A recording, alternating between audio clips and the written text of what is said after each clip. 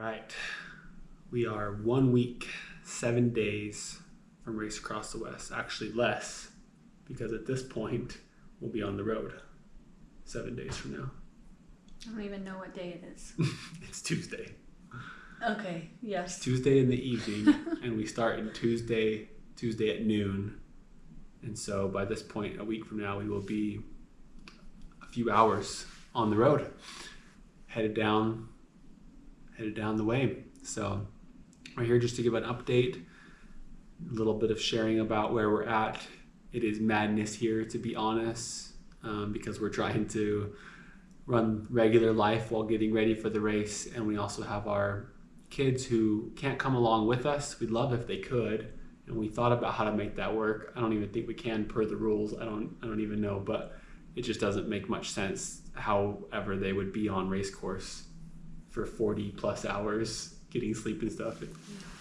So we have to... If I didn't have to be crew chief and I could be mom just along the way, maybe it would work, but not both. Yeah.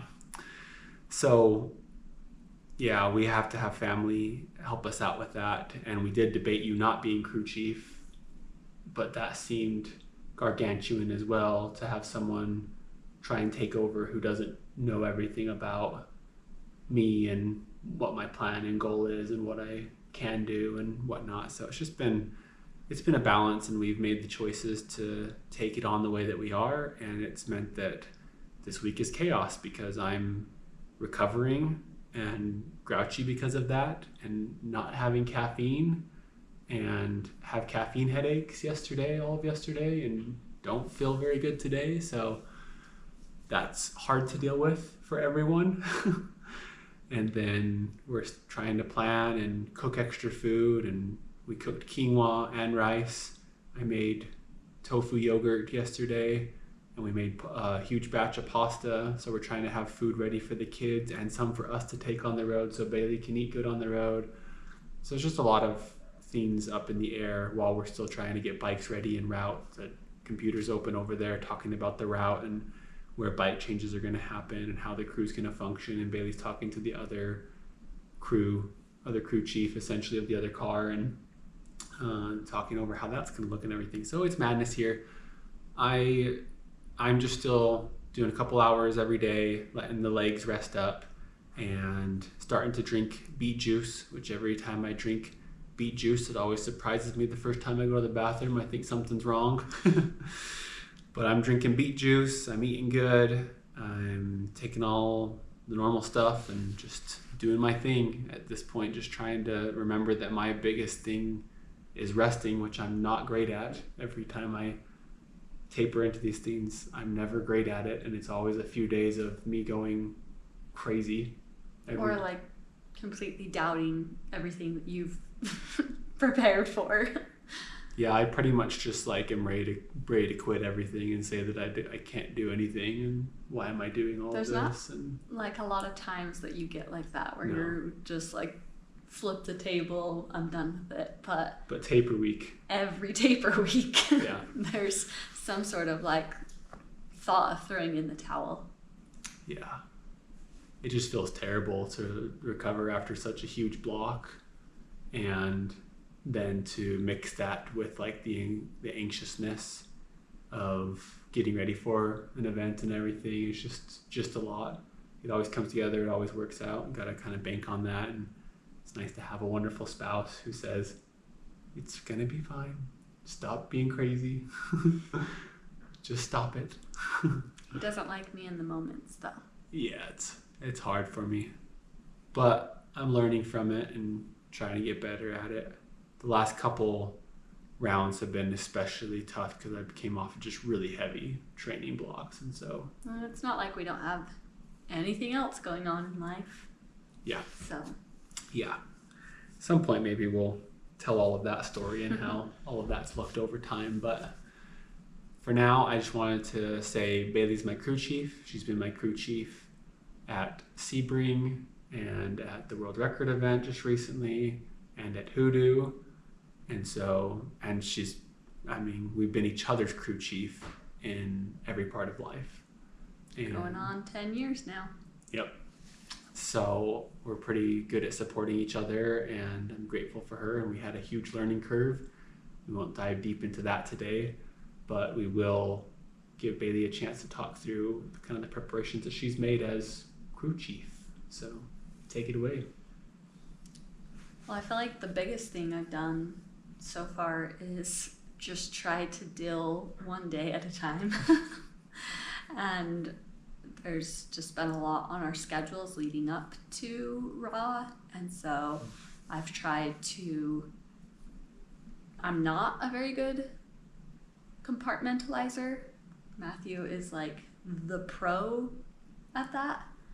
And I've just been working really hard to compartmentalize and to, you know, a lot of times I deal with my stuff by talking it out and by looking for validation. And I know that during these prep weeks, I have to be a little more on my own. And that's okay. And it's nothing like dire. And if it were, I would obviously bring it up. But just remembering that, like, I can add extra stress by talking about things that don't necessarily matter at this moment. So just trying to get better at,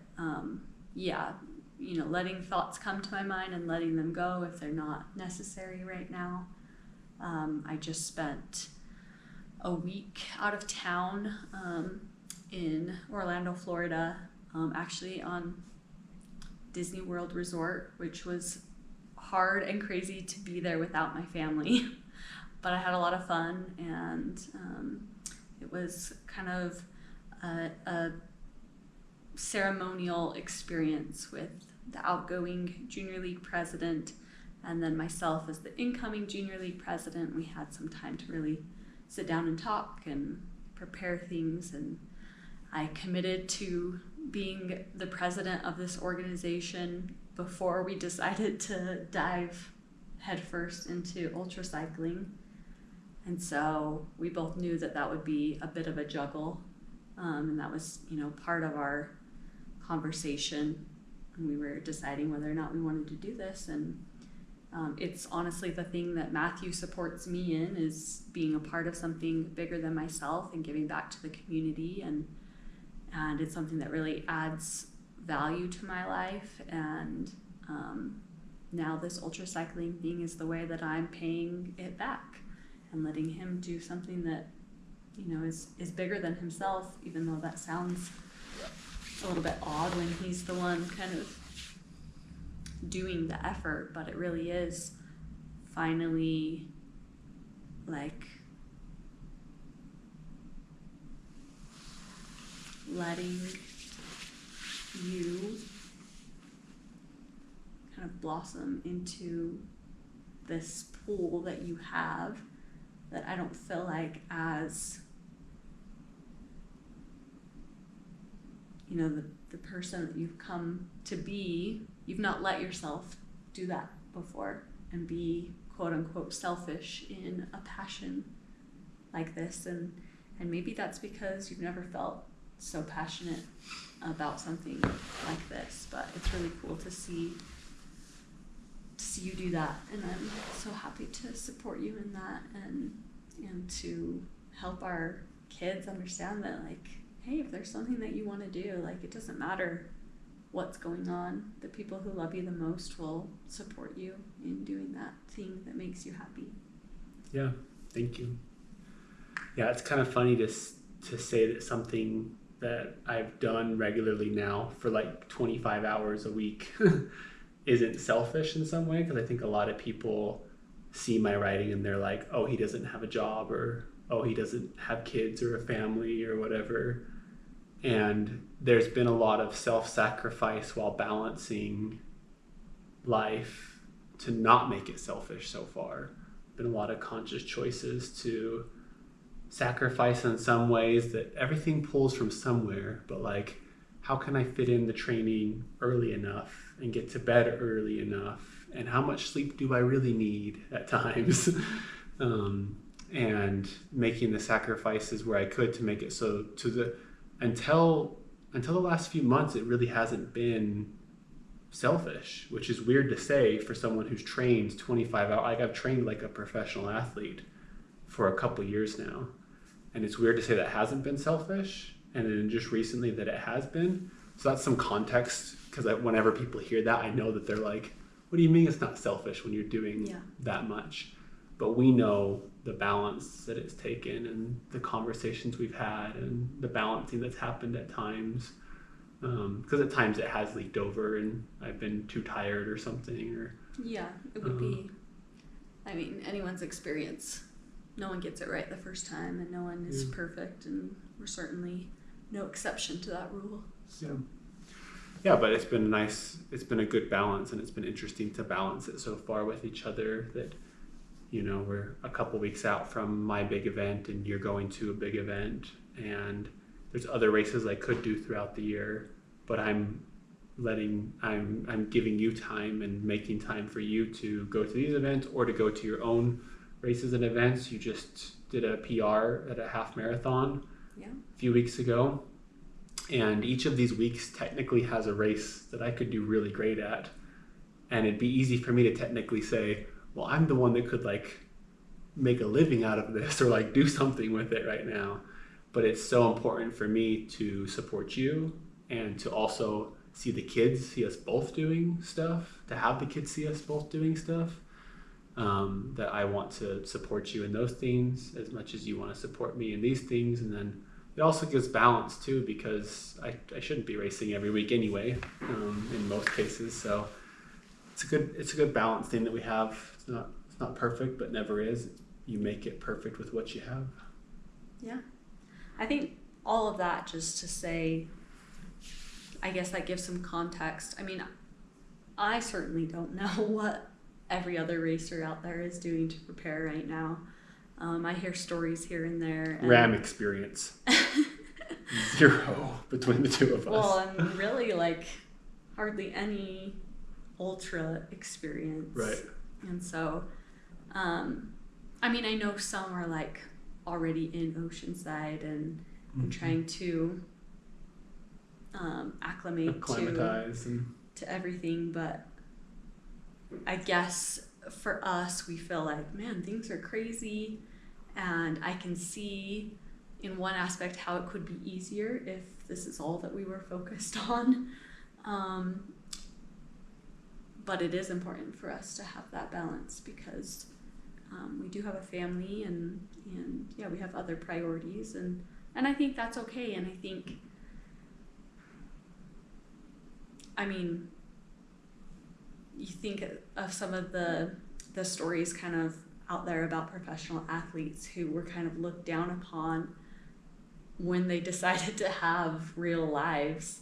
You know, maybe they were Olympians and then chose to, you know, take a break or got married, heaven forbid, or whatever it was, and then wanted to also prioritize their sport still. And I think that that's okay, and like that needs to be normalized more. Otherwise, we'll keep having, you know, people get married and have kids and put on weight and think that that's normal and never kind of wake up to this backward cycle we have going. But anyway, let me get off my soapbox.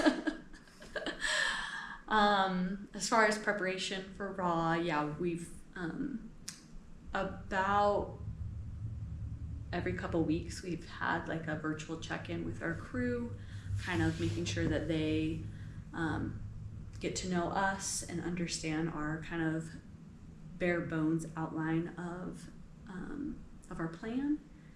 And then, you know, I've gone through the rules and the gear book and the turn-by-turn directions. I've even written out my own turn-by-turn directions just to really kind of cement that in my mind and add notes that are specific. You know, we've timed out which part of the course each crew is on. So we'll have a primary support vehicle and a secondary support vehicle, and our crews will just switch vehicles. And so we've kind of timed that out, and I've color-coded our directions so that we know who's on and who's off, and, you know, where to stop and approximately what time of day it's going to be when we cross these, you know, certain time stations or larger cities where we could potentially stock up on things. So it's just been a lot of that. I think without like getting into the nitty-gritties yet, it's been just trying to brainstorm and brain dump all the possible things that we would need, dumping things into packing lists and shopping lists and things. But we haven't yet like started to like make piles for the car or whatever, and that will come in the next 2 days. And it's been going pretty smoothly. Sometimes I feel like I psych myself out a little bit because I do sometimes feel like I'm in this like chamber with you and I, and we bounce things off, and I gain so much knowledge from hearing your thoughts or whatever. And then when you are away and out on the bike, it's like, okay, can I remember all those things? Can I easily make sense of all of the tips and tricks that we've talked about, and can I pass that along to others? This will be the first time kind of having outside people on kind of an extended crew. When we did Hoodoo last year, Matthew's dad came along, and he mostly just drove. We raw dogged it, they would say, maybe. Yeah.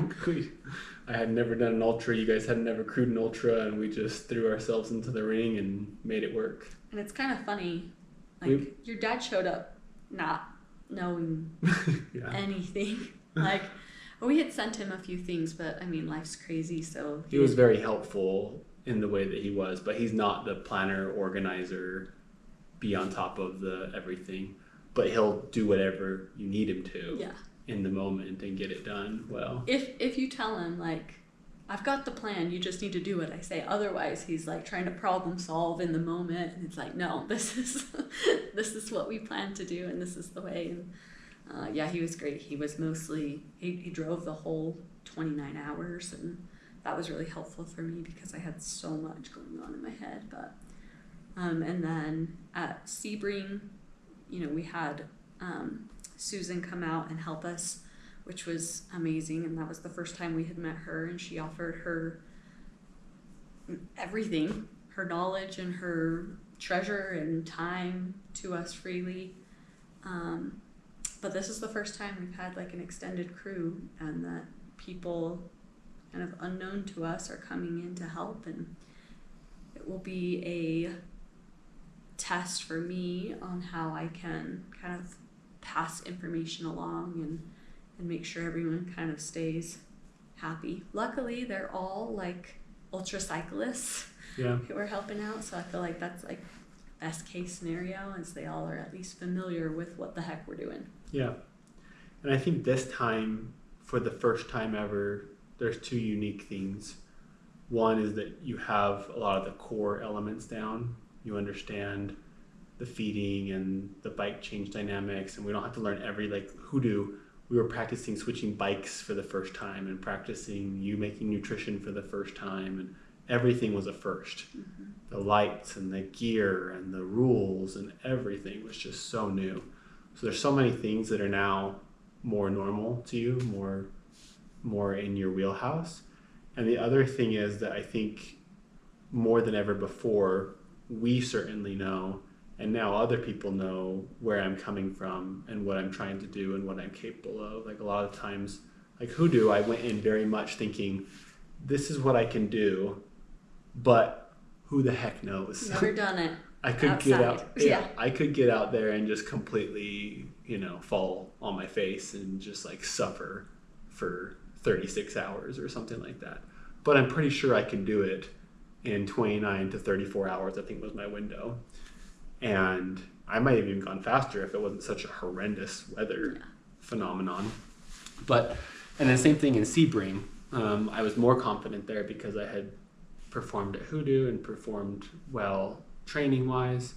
And so we were kind of confident, but still other people were like not sure and had no idea who I was and what I was like. Even Susan, she was like, okay.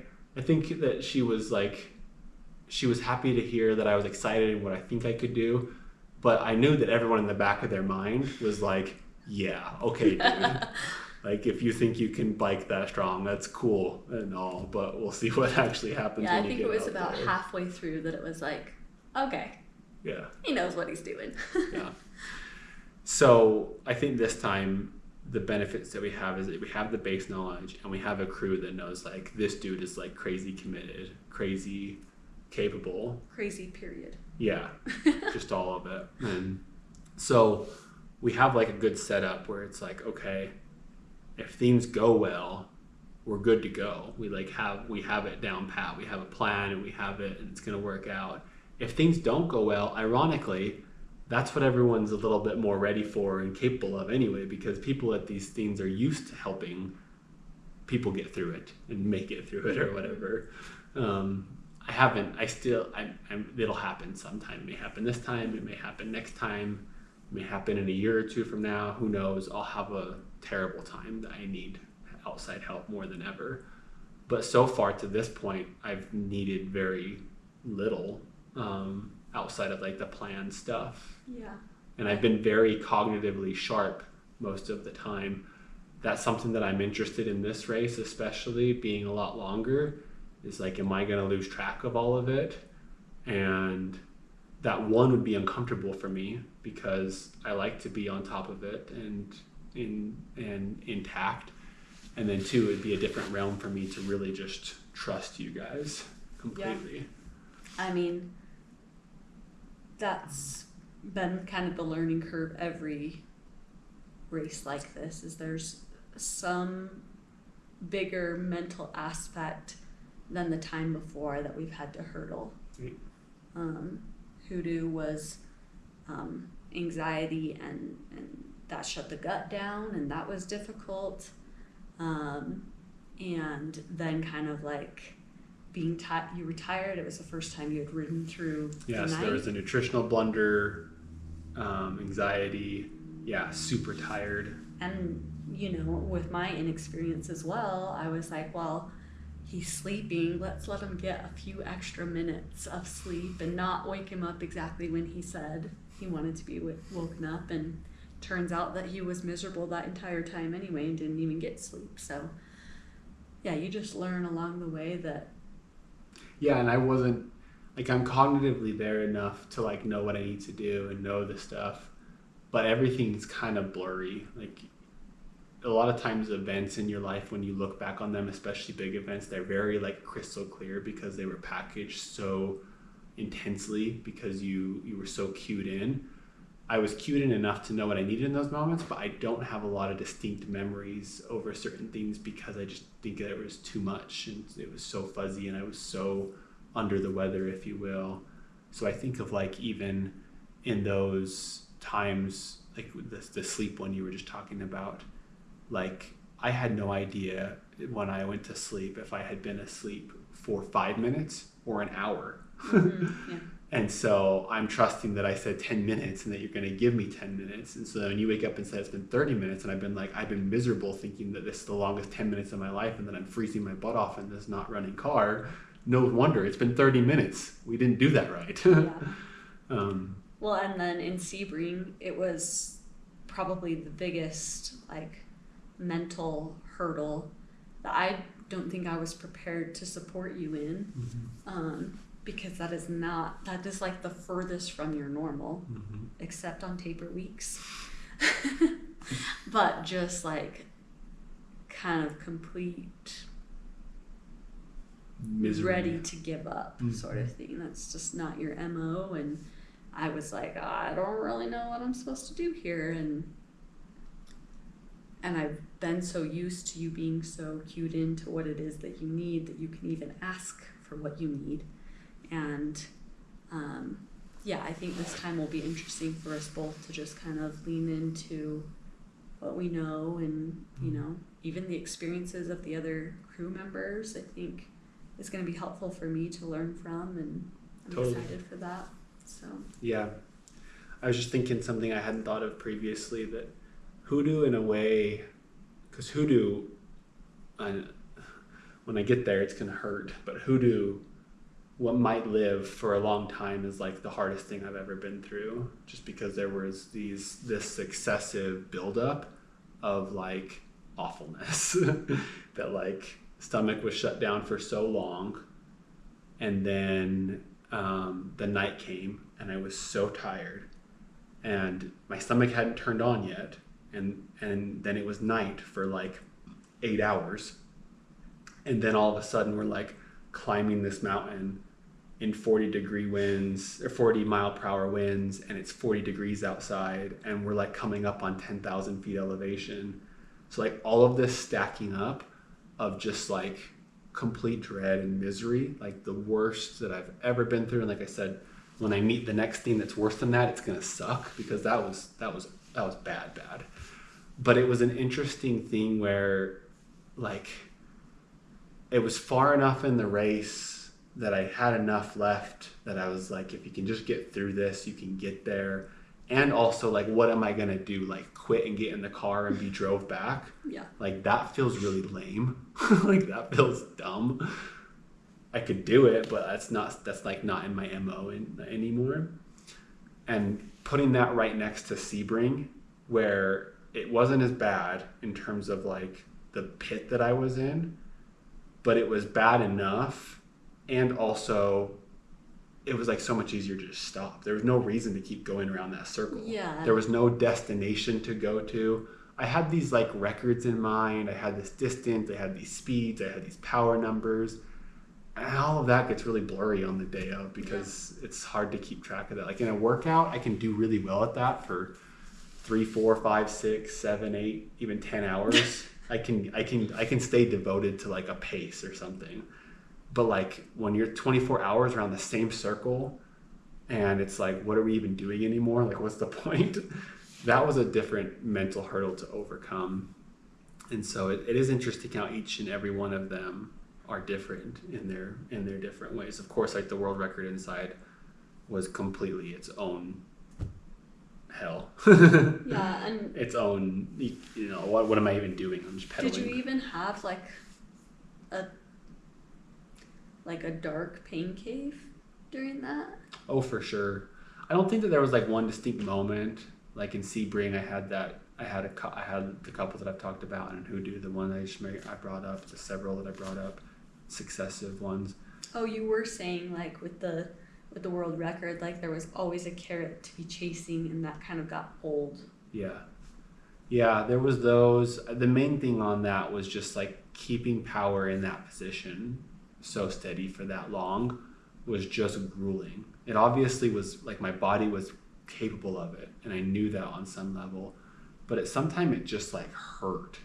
It's almost like if you had, like, you're crammed in a car or in like a plane in the same position for so long, and there's nothing you can really do about it. Like you can fidget around, but you just kind of like gotta grit and bear through that.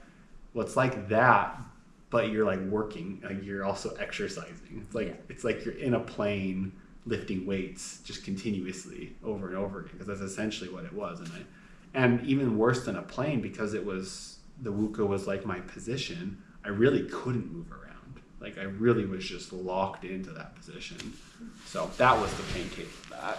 And this will be interesting because it's kind of a combination of all of those things. Yeah. Heat. Yeah, now we're adding heat more than we've ever had before. Sebring was hot, but it's not as hot as this is going to be, although Sebring was humid. Hopefully not windy. I'm like, please give me one that's not windy, please.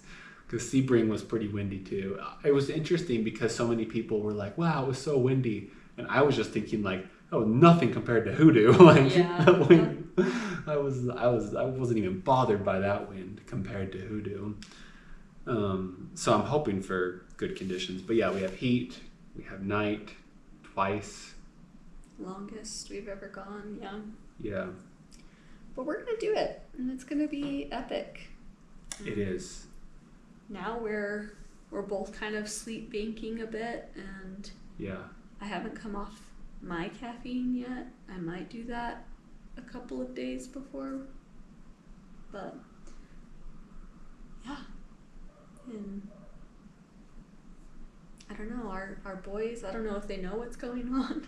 I do know that when I was in Florida and I called home, our oldest said to me, Mom, we'll meet you at the finish line. And I said, what finish line? He said, the bike race finish line in Florida, which is where we last went on a trip. And I don't think he put together that I was the one gone and he was with Dad, and I don't ride a bike, so I don't know. But he knows you race too. Yeah. So. What did he say that I text the crew? He was asking me about my next bike race and was saying, "Are you gonna win?" Because he's watched me race, obviously, and he's been to races, and he races around here all the time with his brother or whoever's willing to race him. He's racing. He always has to win, by the way. Oldest brother syndrome. I wonder where he I've got been that. there. I wonder where he got that. oldest sibling syndrome for sure. But he was asking me, "Are you gonna win?" And I was like, "I'm gonna try to. I don't, it all depends how the day goes and everything. And I'm gonna do my best. That's what I like to do in races, is do my best." I think I was on the bike at this time and try and talk to him about it, and he looked at me pretty matter-of-factly and said, "You usually win. You'll win."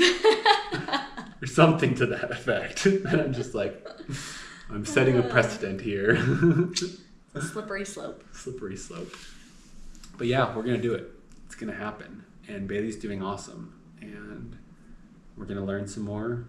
We're gonna make some mistakes. We're gonna figure it out. But we're gonna succeed in some awesome ways. And we'll still love each other at the end. Yes. Yep. We sure will. Cool.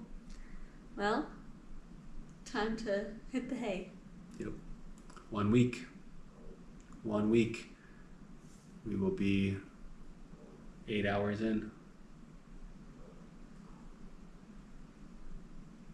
Be nighttime. Let's do it.